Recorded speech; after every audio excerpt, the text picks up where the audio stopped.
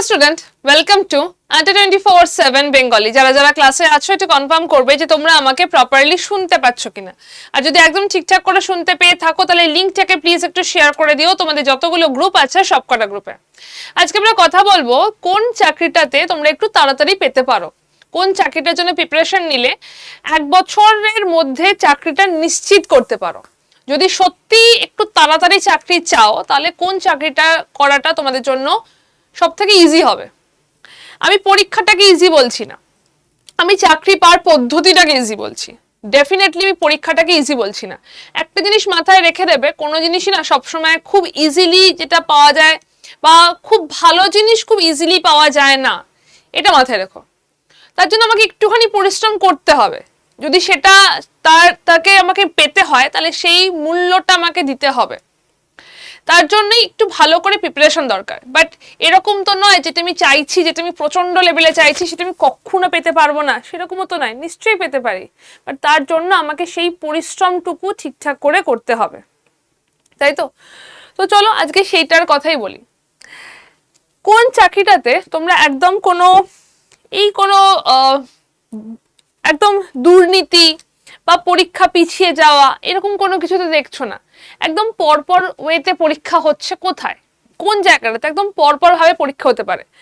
আমি প্রথমেই বলে রাখছি, যদি এই ভিডিওটা না তাদের জন্য যারা মনে করছো যে তোমরা খাটতে পারবে। তোমাদেরকে যদি বলা হয় যে আমি 8 থেকে 1 বছর, খুব বেশি করে 1 বছর সময় দিচ্ছি, আমি প্রচন্ড খাটতে পারবো, তাহলে তোমরা এটা দেখো। আমার কাছে সময় আছে বাট আমি খাটতে পারবো না, উড়ি বাবারে এত পড়তে হবে, তাহলে ছেড়ে দাও বাবা, তোমাদের জন্য নয় ভিডিওটা।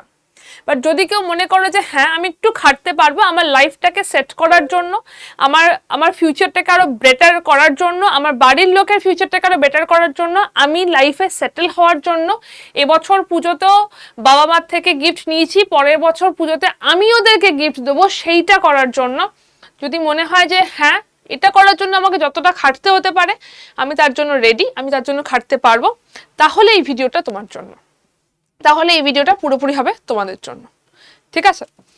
আমরা কিসের কথা বলছি? ডেফিনেটলি আমার কথা শুনে বোঝা গেছে আমরা কিসের কথা বলছি।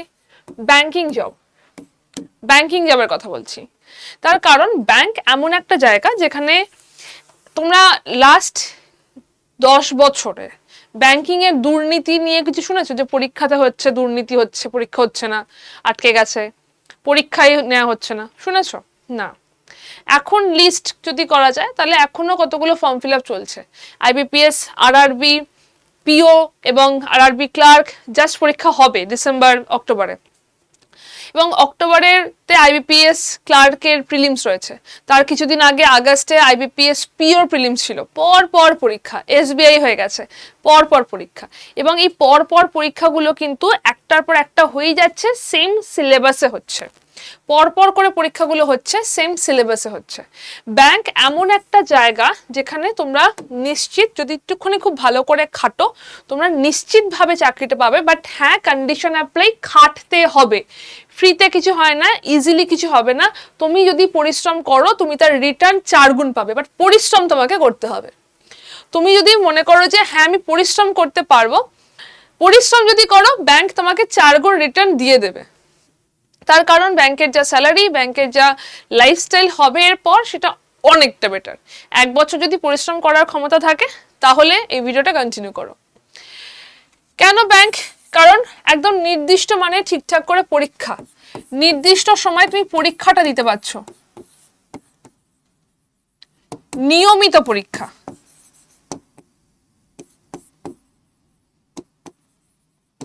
নিয়মিত পরীক্ষা হচ্ছে।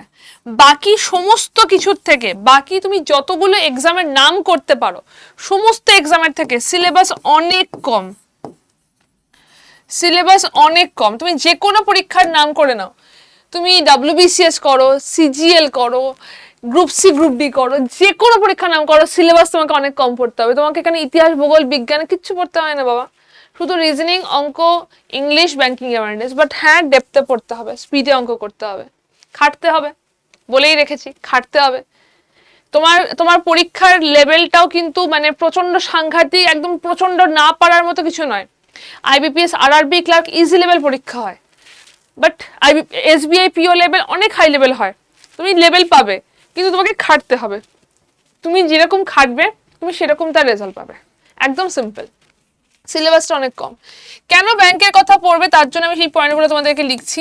তুমি যদি চাও তুমি বাংলায় পরীক্ষা দাও, বাংলা ভাষাতে পরীক্ষা দিতে পারো, এবং যে কটা পরীক্ষা তুমি বাংলা ভাষায় দেবে সেগুলো হচ্ছে ক্লার্ক, সেই পরীক্ষাগুলোতে কিন্তু সব পরীক্ষায় ইন্টারভিউ নেই, সব পরীক্ষাতে ইন্টারভিউ নেই, ইন্টারভিউ নেই। পিওতে ইন্টারভিউ থাকে, ক্লার্কের ক্ষেত্রে ইন্টারভিউ নেই, সব পরীক্ষাতে ইন্টারভিউ নেই। বাংলা ভাষাতে যে পরীক্ষাগুলো হবে সেইগুলোতে ইন্টারভিউ নেই। ওকে, আচ্ছা, আরো কেন আমি করব, কেন ব্যাংকের জন্য প্রিপেয়ার করব? ইন্টারনাল এক্সাম দিয়ে প্রমোশনটা খুব ইজিলি পাওয়া যায়। তুমি চাইলে ক্লার্ক হয়ে ঢুকে ইন্টারনাল এক্সাম দিয়েও পিওতে যেতে পারো, ক্লার্ক হয়ে ঢোকার পর আবার তুমি পিওর এক্সাম দিলে সেখান থেকেও পিও হতে পারো। তুমি এর পরও তোমার ইন্টারনাল প্রমোশনের একটা ব্যাপার থাকে, স্যালারিতে তুমি আসছি না, নিয়মিত পরীক্ষা হচ্ছে। এবং কি দরকার লাগে, যোগ্যতা কি? শুধুমাত্র স্নাতক, গ্র্যাজুয়েশন কমপ্লিট করেছো, গ্র্যাজুয়েশন কমপ্লিট করেছো, ওকে, ইউ আর এলিজিবল। মাধ্যমিকে 35% পেয়েছো, উচ্চ মাধ্যমিকে 42% পেয়েছো, কিচ্ছু ম্যাটার করবে না, গ্র্যাজুয়েশন করেছো, ডান, ইউ আর এলিজিবল। তোমার বয়সটা দরকার লাগবে হচ্ছে 21 থেকে 28 ফর ক্লার্ক, আর 21 থেকে 30 ফর পিও। এবং তুমি যদি SC ST হও তাহলে +5 ইয়ার্স, SC ST হলে +5 ইয়ার্স, OBC হলে +3 ইয়ার্স। ওকে, এরপরও যদি মনে হয় যে না খুব শক্ত, তাহলে কিছু বলার নেই।